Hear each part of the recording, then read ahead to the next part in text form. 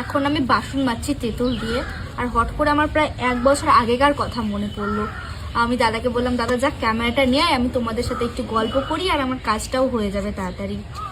মানুষের কিন্তু কখনো চা পাওয়ার শেষ থাকে না। প্রায় আমি 1 বছর আগেকার ঘটনায় বলছি, যখন আমি প্রায় একটু ভালো ইনকাম করতাম, তখন আমার মনে হতো আমি যদি আরেকটু ভালো করতে পারতাম তাহলে আমি অনেক কিছু করতে পারতাম। এটা ভালো হতো, যদি এটা ভালো হতো, অনেক কিছু মনে হয়। আর এখনকার সময়ে দাঁড়িয়ে আমার মনে হয় যদি আমি 1 বছর আগেকার মতো যেই আমি ইনকামটা করতে পারতাম সেটা যদি এখন করতে পারতাম। তাই বলে আমি একদমই বলবো না যে আমি এখন খুব খারাপ আছি, এরকম কিন্তু আমি এখন বলবো না।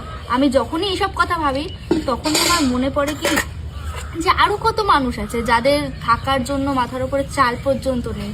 তারা একটুখানি খাওয়ার জন্য কত জায়গায় না ঘুরে বেড়ায়, একটু রাতেবেলা রাস্তায় স্টেশনে দিন কাটিয়ে দেয়। আমি যথেষ্ট ভালো আছি এইসবের থেকে।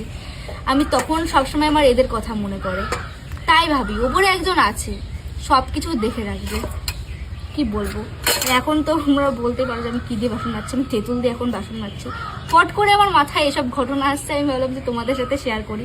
আর তোমাদের সাথে কথা বলতে বলতে আমার কাজ করাও হয়ে গেল হাফ। যাই হোক, আর তোমাদের কি এরকম কখনো মনে হয়েছে